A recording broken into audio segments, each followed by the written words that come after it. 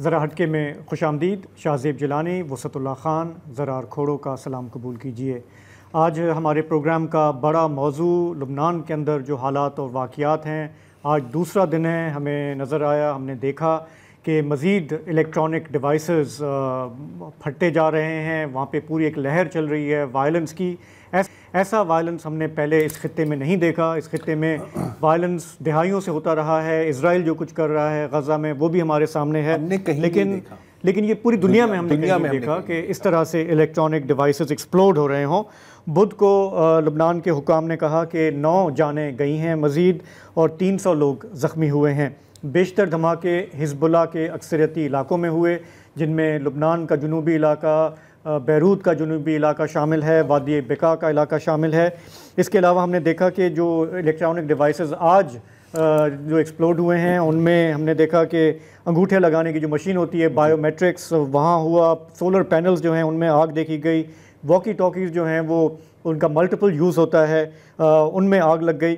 اور یہ سب ہم نے دیکھا کہ لیپ ٹاپس، کار ریڈیوز، بائیسیکلز میں جو ریڈیوز ہیں، گھر کے جو کچن کے آلات ہیں، تقریباً ہر ایک چیز جو رپورٹس آ رہے ہیں ابھی. کل کا جو پوری ایک ویو تھی اس میں جو مین جو ڈیوائسز تھے وہ پیجرز تھے، اور کہا یہ گیا کہ چونکہ حزب اللہ والے انہیں یوز کرتے ہیں اس لیے انہیں ٹارگٹ کیا گیا. لیکن کل کے فگرز ہمارے سامنے جو آئے اس میں 12 لوگوں کی جانیں گئیں، جن میں 2 بچے بھی شامل تھے، جبکہ کوئی 2800 لوگ زخمی تھے.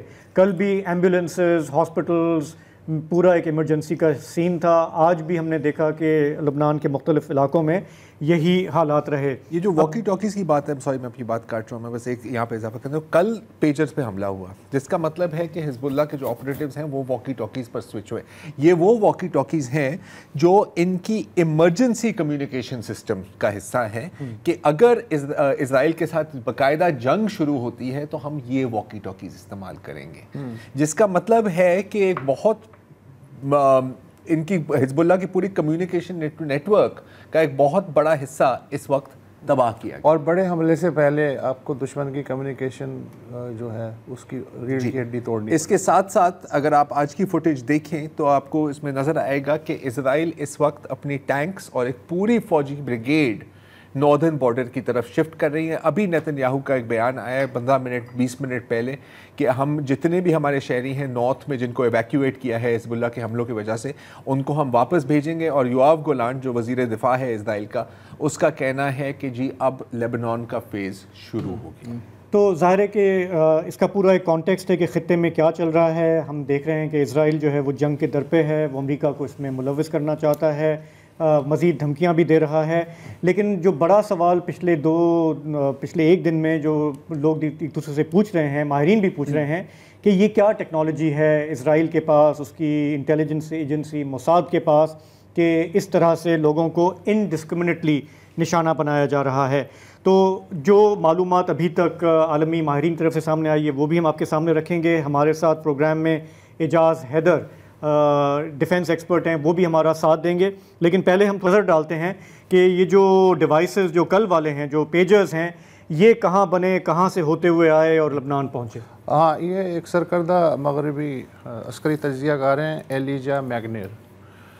انہوں نے حزب اللہ کے جو حلقے ہیں ان کی جو اندرونی تحقیقات ہیں ان کا حوالہ دیتے ہوئے کہا ہے کہ جو پیجرز نہیں پھٹے انہیں کھول کے اندازہ ہوا کہ 1 سے 3 گرام PETM انتہائی طاقتور جو بارودی مواد ہوتا ہے وہ ہر پیجر میں ایک جعلی ڈیوائس میں فٹ کر کے چھپایا گیا تھا تاکہ اپیرنٹلی نظر نہ آ سکے. اچھا، ایک بات بڑی امپورٹنٹ ہے کہ حزب اللہ اس وقت یورپی یونین، امریکہ اور ان کے اتحادیوں کے مینول میں ایک دہشت گرد تنظیم ہے.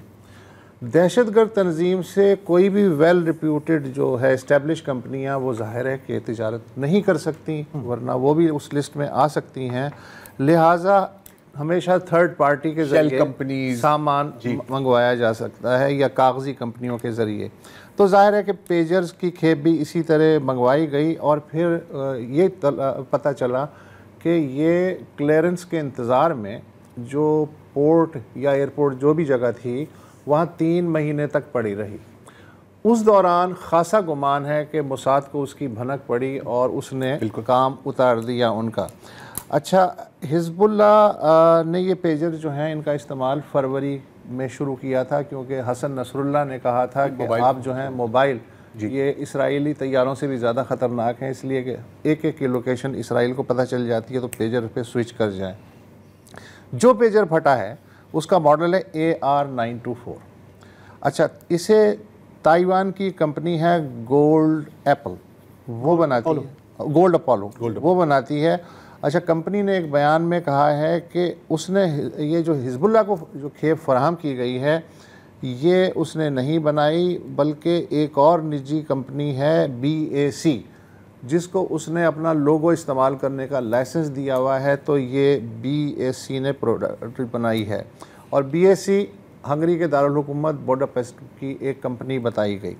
رائٹرز خبر رساں ایجنسی کے جو لوگ تھے وہ بوڈاپیسٹ میں اس بلڈنگ میں گئے جہاں بتایا گیا تھا کہ BAC کا دفتر ہے.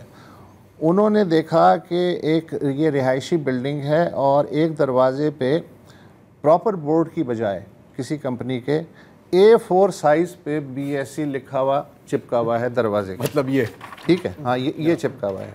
اچھا, عمارت میں پھر انہوں نے پوچھا ادھر ادھر کے لوگوں سے کہ یار یہاں کوئی کمرشل ایکٹیویٹیز وغیرہ ہوتی ہیں, تو ایک نے کہا کہ یہ جو آپ نے جہاں یہ دیکھا ہے یہ دروازہ یہ کئی کمپنیوں کا دفتر ہے, مطلب کورسپونڈنٹس کے لیے انہوں نے اپنی ویب سائٹس پہ دیا ہوا ہے, لیکن میں نے کبھی کوئی یہاں خاص چہل پہل نہیں دیکھی. صحیح.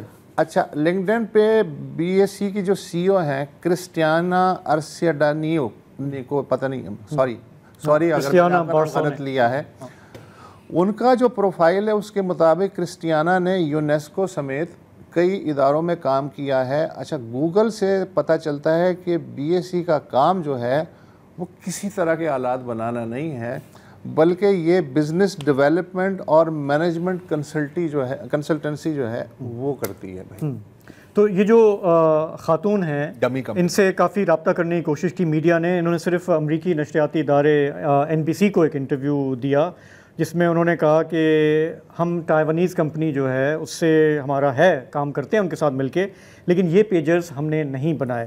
اچھا, یہ پورا ایک مشکوک سا ایک پورا کھیل ہے. تائیوان سے ہنگری تک ٹوپی پہنائی جا رہی ہے, اور تائیوان اور اسرائیل کے بھی تعلقات بہت قریب ہیں, لیکن وہ ایک الگ بات ہے. یہ اس لیے پورا مشکوک ہے, جس طرح آپ نے بھی کہا کہ وہ دفتر جو ہے وہ خالی ہے.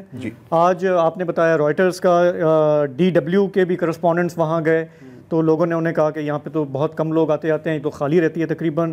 پھر برطانوی ادارہ ہے اسکائی نیوز, اس کے رپورٹرز وہاں گئے تو انہیں بتایا گیا کہ یہاں پہ سادہ کپڑوں میں کچھ لوگ آج آئے تھے, ان سے ہم نے بات کرنے کی کوشش کی, انہوں نے کہا ہم نہ انٹرویو دیں گے نہ آپ ہمیں فلم کر سکتے ہیں. تو ایک بالکل جیسے ایک شیل کمپنیاں ہوتی ہیں نا کہ نام کہیں کام کچھ ہے, کام کچھ اور ہو رہا ہے, یہ اس طرح کا سین ہمیں لگ رہا ہے. اچھا, ویری بریفلی آپ نے تائیوان کا بھی ذکر کیا. تائیوان کا ذکر آتا نہیں ہے, آپ بھی کہہ رہے ہیں کہ اس کا اس اسرائیل فلسطین والے معاملے سے بھی وہ بہت دور ہے وہ ملک, لیکن یہ بات امپورٹنٹ ہے کہ دنیا کی کوئی 90% جو most advance semi conductor technology ہے وہ تائیوان بناتا ہے.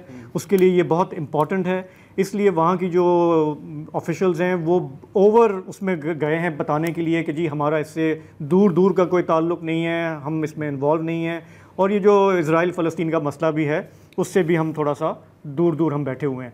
تو یہ جو سپلائی چین تھا اس پہ بات کرنا اس لیے ضروری تھا کہ اب ہم اعجاز حیدر کو شامل گفتگو کر رہے ہیں. اعجاز, آپ بھی نظر رکھ رہے ہیں اس پورے معاملے پہ, کامنٹ بھی کر رہے ہیں. تھوڑا سا یہ بتائیں, اگر میں پہلے اگر آپ سے میں یہ تھوڑا سا سمجھنا چاہوں, ہماری تو عقل دنگ رہ گئی ہے کہ اگر جس طرح وسعت نے بھی کہا کہ کوئی تھوڑے بہت ایکسپلوسیو انہوں نے ڈالے تھے, وہ بیٹری کو بھی یوز کر رہے ہیں پیجرز میں, تو یہ ٹریگر کیسے ہوتا ہے کہ ایک میسج آتا ہے بیک وقت آدھے گھنٹے کے دورانیے میں اور ہزاروں پیجرز جو ہیں وہ ایکسپلوڈ ہونا شروع ہو جاتے ہیں. What do we know about this, how is this possible? بہت شکریہ جیلانی صاحب. دیکھیں, میں ٹیکی تو نہیں ہوں, لیکن جو ورکنگ نالج ہے, کسی بھی چیز کو آپ ایک ایکسٹرنل اسٹیمولس کی ضرورت ہوتی ہے. اب وہ کس طریقے سے ریگ کیا گیا, اس کے اندر جو ہے وہ کس قسم کا ایکسپلوسیو استعمال کیا گیا, اور وہ کون سا ریڈیو سگنل تھا جو کہ ڈیڈیکیٹڈ تھا اس کو ایکٹیویٹ کرنے کے لیے, تو ظاہر فورینسکس ہوں گے تو پتہ چلے گا. لیکن یہ تو واضح بات ہے کہ اس طرح کی کوئی چیز ہوئی ہے. لیکن جو اہم بات ہے، اور میں آن اے لائٹر نوٹ، چونکہ میں رائٹرز نہیں ہوں اس لیے آپ نے میرا ذکر نہیں کیا، لیکن آج کے مضمون میں نے بھی کافی اس کے اوپر، یہ بی ایس سی کنسلٹنسی جو ہے اس کے اوپر میں نے بھی تحقیق کی اور اپنے مضمون میں لکھا. یہ واقعی ایک شیل کمپنی ہے.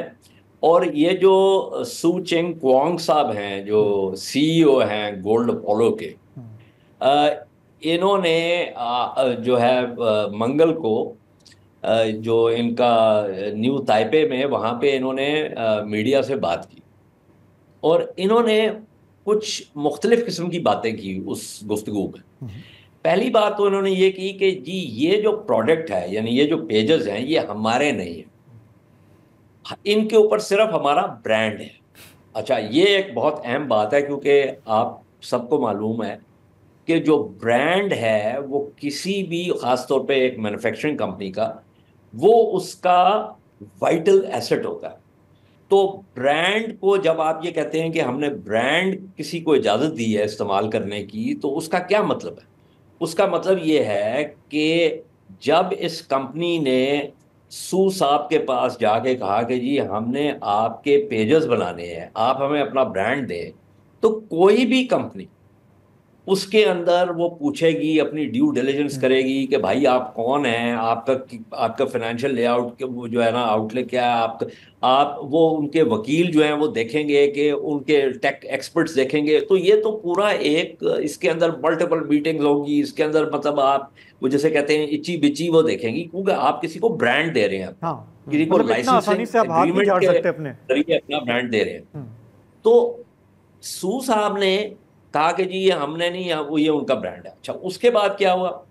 انہوں نے ایک اور بات کی کہ جی وہ جو ریمیٹنس تھی نا، وہ ذرا اسٹرینج سی تھی. تو میڈیا نے پوچھا کیا مطلب اسٹرینج سی تھی؟ انہوں نے کہا جی وہ جو پیمنٹس ہمیں آ رہی تھی نا، وہ مشرق وسطیٰ سے آ رہی تھی. اچھا جی، تو کوئی سرخ جھنڈا جو ہے وہ کھڑا نہیں ہوا آپ کی کمپنی میں کہ جی یہ ریمیٹنس جو ہے وہ مڈل ایسٹ سے کیوں آ رہی ہے؟ پھر انہوں نے ایک جگہ پہ یہ کہا کہ جی وہ جو یہ کمپنی ہے نا، یہ یورپ میں.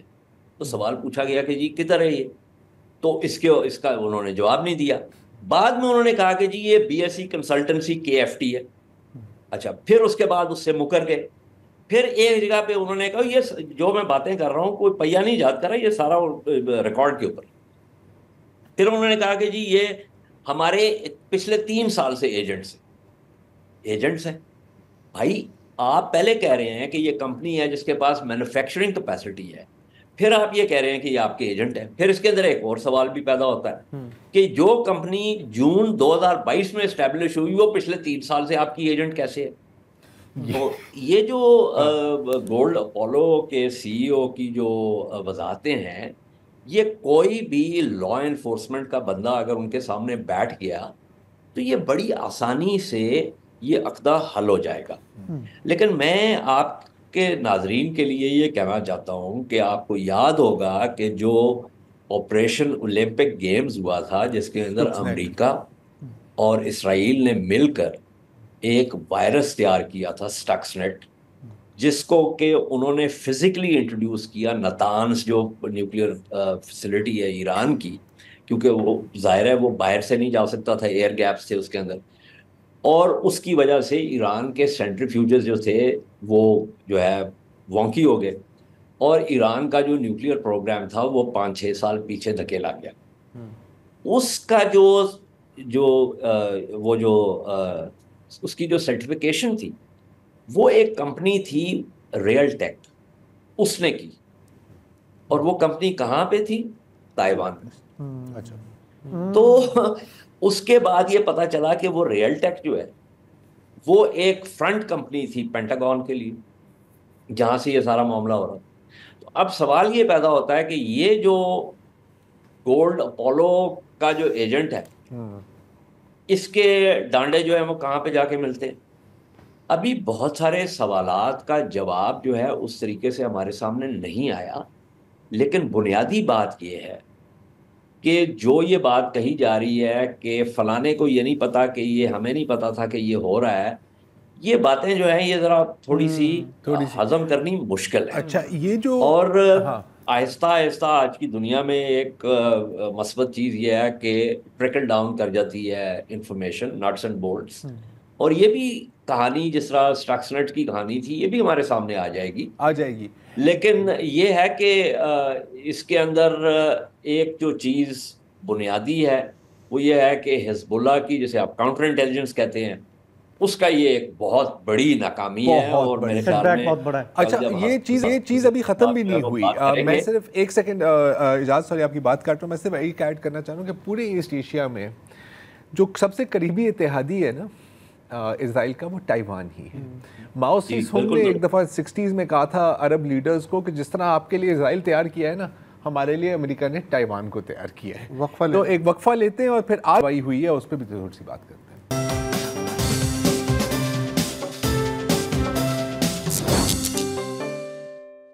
ویلکم بیک جی. ابھی بریک سے پہلے ہم کافی تفصیل میں بات کر رہے تھے کہ جو کل جو پیجرز کے دھماکے ہوئے ہیں یہ پیجرز آئے کہاں سے، اور کوئی باپ بننے کو تیار نہیں ہے. لیکن جس طرح یہ کارروائی کی گئی ہے ظاہر ہے کہ اس کے اوپر ہر جگہ یو کین سی موساد کے فنگر پرنٹس. پلازیبل ڈینائبلٹی وہ مانیں گے تو نہیں لیکن خوش ہو رہے ہیں بہت. تو پتہ ہے آپ کو ویسے تو یہ بھی مانتا کہ اس کے وہ نیوکلیئر پاور ہے اسرائیل. جی بالکل. اور یہ بھی ہمیں نہیں پتا کہ صرف اسرائیل کا آپریشن تھا یا اس کے اندر مختلف ممالک اور مختلف سیکیورٹی ایجنسیز میں ملوث تھی، یہ ہمیں نہیں پتا. لیکن آج جو ہوا ہے، اب کل تک تو ہم کہہ سکتے تھے کہ یار دیکھیں پیجرز کی شپمنٹ کو آپ نے انٹرسیپٹ کیا.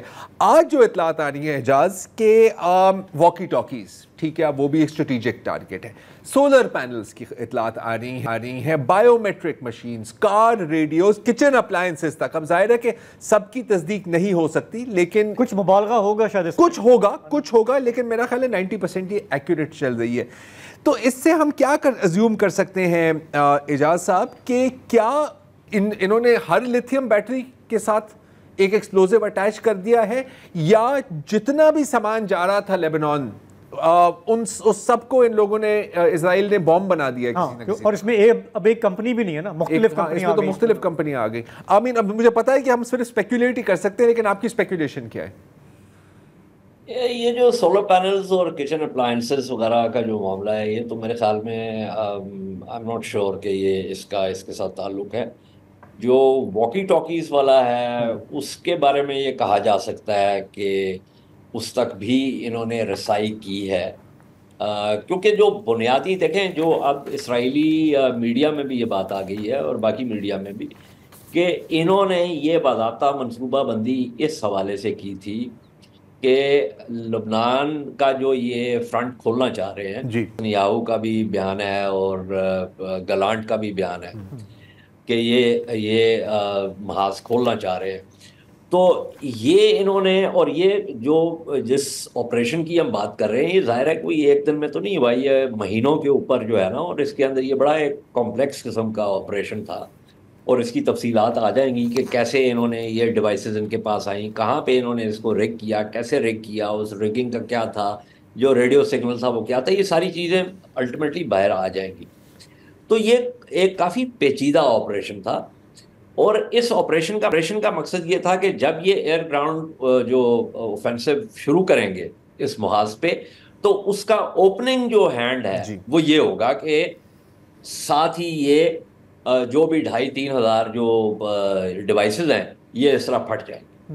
لیکن جو رپورٹس آ رہی ہیں اس کے مطابق ان کو کوئی اطلاع ملی کہ شاید حزب اللہ جو ہے وہ کہیں اس کو بھانپ نہ جائے. تو پھر انہوں نے یہ سوچا کہ بھائی ابھی نہیں انہوں نے لگنے دی، لیکن گلانٹ نے اپیرنٹلی لارڈ آسٹن کو جو ہے وہ کوئی 5-6 منٹ پہلے ایک فون کال کی کہ جی ہم ایک آپریشن کرنے جا رہے ہیں، لیکن اس کی تفصیلات جو ہے وہ اس کو نہیں دی امریکنز کو. انہوں نے چند منٹ پہلے. اب یہ حزب اللہ کے لیے یہ معاملہ جو ہے یہ بہت ہی سنگین معاملہ ہے، کیونکہ دیکھیں اسرائیل جو ہے نا، اس نے جو انٹیلیجنس بیسڈ آپریشنز ہیں، وہ جو اس کی صلاحیت ہے اس کے اندر اس نے بہت انویسٹ کیا ہے اوور ڈیکیڈز. مطلب دہائیوں سے یہ معاملہ ہو رہا ہے. اگر آپ 1996 میں چلے جائیں تو جو حماس کا جو بوم میکر تھا یا عیاش جی، کل اس پہ بات اس کی کو تھی. غزہ میں اسی طریقے سے انہوں نے مارا، وہ سیل فون کے ذریعے جو ہے وہ ڈیٹونیٹ کیا. تو ان کی جو ہیومن انٹیلیجنس ہے اس کا جو ایک جوڑ ہے ٹیکنالوجی کے ساتھ وہ بہت ہی امپریسو ہے. مطلب اسرائیل دشمن ہے، لیکن دشمن کے ساتھ نمٹنے کے لیے پہلی بات یہ ہے کہ آپ نے اس کی صلاحیت جو ہے اس کا ایک تو اعتراف کرنا ہے، اور اس کے بعد اس کی صلاحیت کو رد کرنے کی کوشش کرنی ہے. اب یہ جو انٹیلیجنس بیسڈ آپریشنز ہیں یہ ایک اور چیز کا اشارہ دیتے ہیں کہ جی آپ کا ایک دخول ہو گیا ہے دشمن کی کاؤنٹر انٹیلیجنس میں. اچھا، وہاں سے پھر شکوک و شبہات پیدا ہوتے ہیں جو حزب اللہ میں ہوں گے. اچھا، پھر وہ حزب اللہ کو یہ ایک مسئلہ ہو جائے گا کہ بھائی آپ دیکھیں کہ ہمارے رینکس میں کیا مسئلہ ہے، یہ دخول کہاں سے ہوئی ہے، پینیٹریشن کہاں سے ہوئی ہے، تو آپ اپنے رینکس کی صفائی کرنا شروع ہو جائیں گے. پھر ان کا ایک نفسیاتی جو ہے وہ اثر ہے جو ہے وہ دشمن کے اوپر، کہ آپ کے جو مواصلات کے جو پروٹوکولز ہیں وہ کمپرومائز ہو گئے ہیں، ان کی انٹیگریٹی کمپرومائز ہو گئی ہے. آپ کی جو نقل و حرکت کی سیکیورٹی ہے وہ کمپرومائز ہو گئی ہے. پھر اس کے بعد یہ بنیادی طور پہ سلیج ہیمر نہیں ہے، یہ ہے سرجیکل اسکیلپل. اور اس کے جو پے آفس ہیں نا وہ اس لیے زیادہ ہیں کیونکہ آپ جو ہے وہ ہائی ویلیو ٹارگٹس کو نیوٹرلائز کریں. اس کے بعد آپ ایک سگنل دے رہے ہیں دشمن کو کہ بھائی میں نا آپ کی جو ہے وہ غار میں آ کے، آپ کی ڈین میں آ کے میں آپ کو نقصان پہنچا سکتا ہوں. اور اس کی ایک مثال ہے جو اسماعیل ہنیہ صاحب کی شہادت ہے، اور وہ کس جگہ پہ ہوئی ہے؟ گیسٹ ہاؤس جو کہ IRGC رن کر رہا تھا. پھر یہ جو چیزیں ہیں یہ میں سمجھتا ہوں کہ ان کا جو توڑ ہے وہ اسی حوالے سے ہو سکتا ہے کہ جو ایکسس آف ریزسٹنس ہے وہ بھی اس صلاحیت کو بڑھاوا دے. کیونکہ دو چیزیں ہیں، ایک تو یہ ہے کہ پریونشن جو ہے اس کے لیے آپ کو کاؤنٹر انٹیلیجنس کو بہتر کرنا ہوگا. دوسری بات یہ ہے کہ اگر آپ کے اندر بھی یہ صلاحیت ہو کہ آپ یروشلم میں جا کے ایک ہائی ویلیو اسرائیلی ٹارگٹ کو جو ہے وہ نیوٹرلائز کر دیں تو اس سے ایک ڈیٹرنس ایفیکٹ ہوگا. اور میرے خیال میں ابھی تک بدقسمتی سے ایکسس آف ریزسٹنس کے پاس جو ہے یہ صلاحیت ابھی تک موجود نہیں ہے. اور جو موجودہ ڈیٹرنس استعمال کی ہے حزب اللہ نے، ڈرونز، راکٹس، میسائلز، اس سے اسرائیل ڈٹر تو بالکل لیکن مسئلہ یہ کہ جو ایکسس آف ریزسٹنس کی بات کر رہے ہیں یہ اس کو نہ تو برٹش سیٹلائٹس کی مدد میسر ہے، نہ امریکہ کے چھٹے بحری بیڑے کی مدد میسر ہے، نہ امریکہ کی ہائی ٹیک سلیکان کمپنیاں جو ہیں ان کے سب آفیسز تل ابیب میں ہیں. تو یہ بڑا مشکل ہے، بڑا مشکل تو ہے. ایک وقفہ لیتے ہیں اور پھر اسی موضوع پر بات کریں.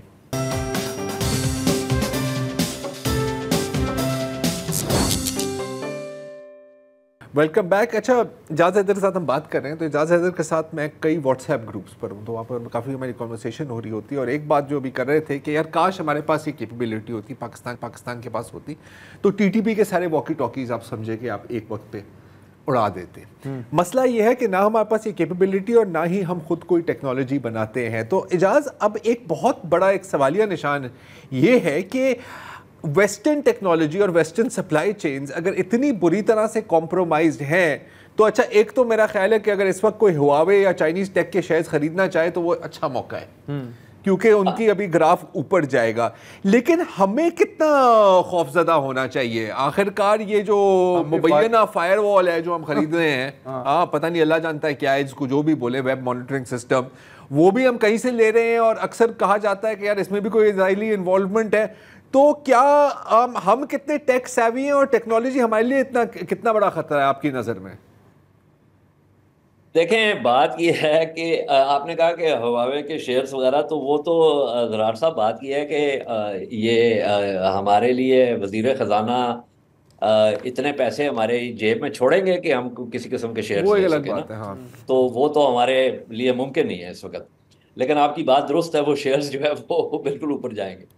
دوسری بات، وسط صاحب نے وقفے پہ جانے سے پہلے ایک بات کی تھی کہ وہ چھٹا بحری بیڑا بھی ہے اور جو GCHQ بھی، NSA سب یہ مدد کر رہے ہیں. بالکل درست بات ہے.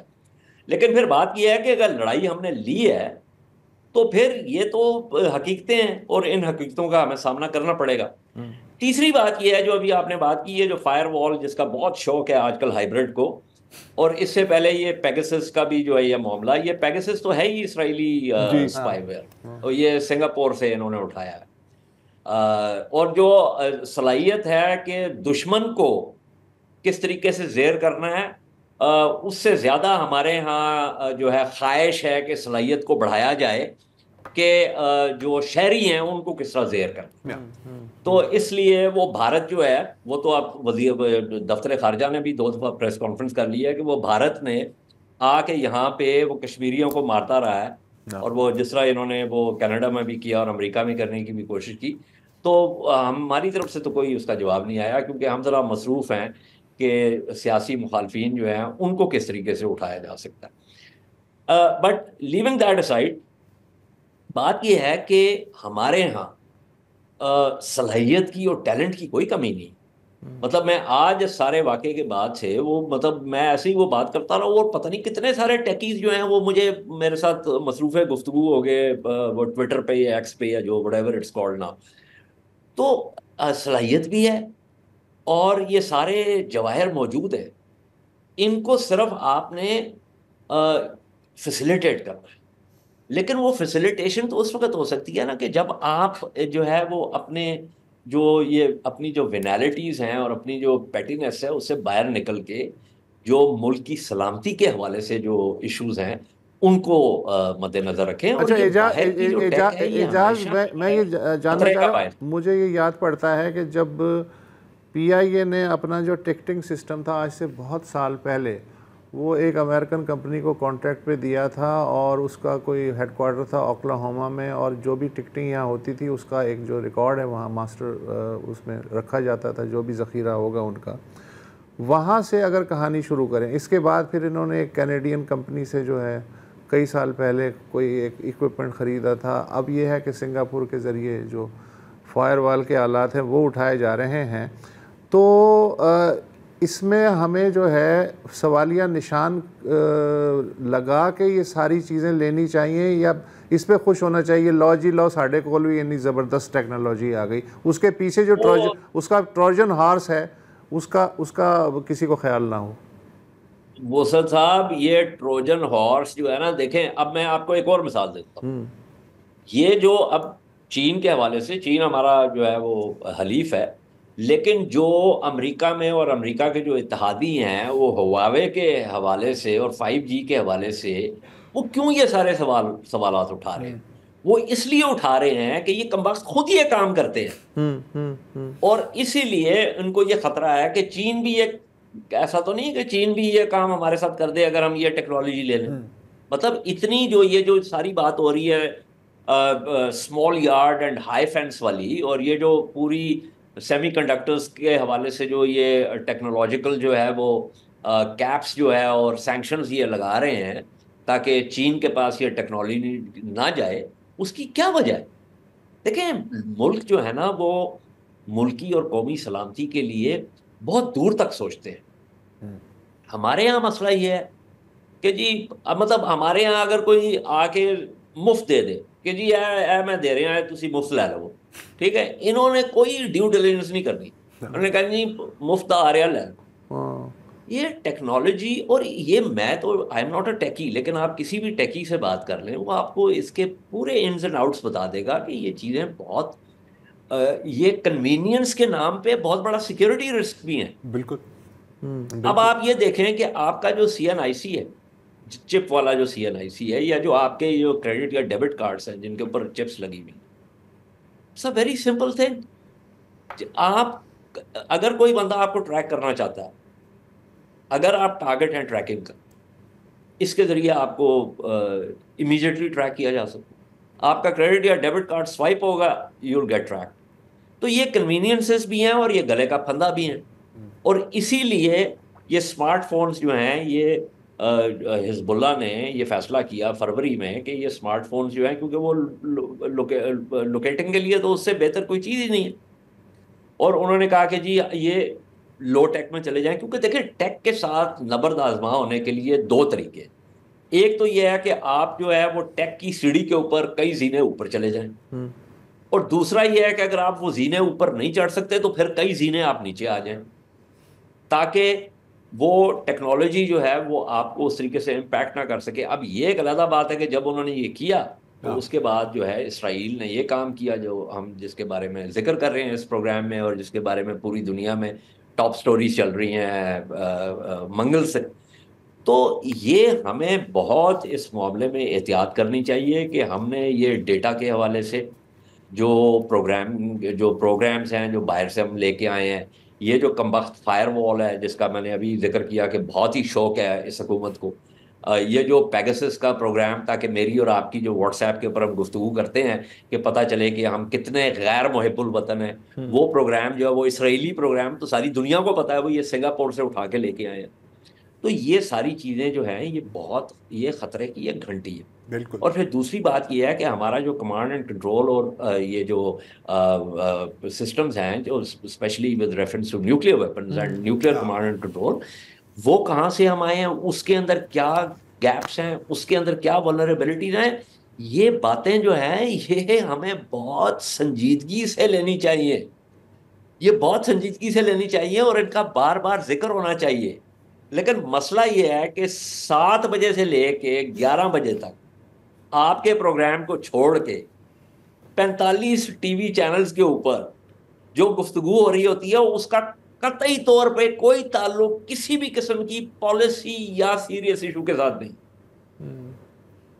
ٹھیک ہو گیا کیا بہت بہت آئی تھنک تھینک یو بھی بنتا ہے۔ یہ پنچ لائن اچھی ہے۔ یہ جو ہم نے کیپیسٹی کی بات کی، آپ کہہ رہے تھے کہ اگر ہمارے پاس ہو تو ہم ٹی ٹی پی والوں کو اڑائیں گے۔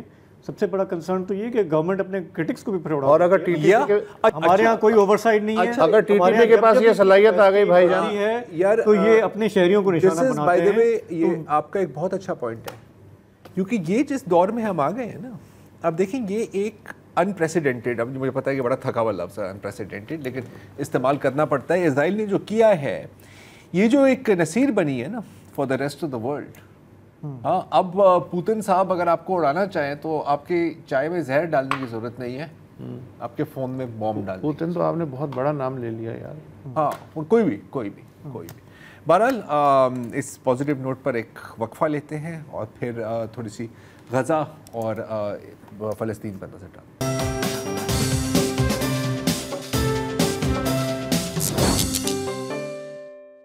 اچھا، اب ہم بات کر رہے تھے کہ اسرائیل لیبنان پر حملہ کرنے کی تیاریاں کر رہا ہے، اور جو کچھ جرنیل ہیں اسرائیل میں جو اس کے حق میں ہیں، لیکن بہت جرنیل ہیں جو اس کے حق میں نہیں ہیں، اور ان کا کہنا ہے، ابھی بھی میں ان کے ہی آرٹیکل پڑھ رہا تھا یہاں ہاریٹس میں، تو میجر اوری گارڈین ہیں ایک، ان کا کہنا ہے کہ جی آپ نہ ہی کریں تو بہتر ہے، اور ایک اور وہاں پر یہ ہیں جنرل، اب ان کا نام میرے پاس یہاں نہیں، گاڈی شمنی جو غزہ ڈویژن کے جنرل ہیں، ان کا کہنا ہے کہ جی آپ 1 سال میں حماس کو تو شکست نہیں دے سکے، آپ کا کیا خیال ہے کہ آپ حزب اللہ سے لڑیں گے؟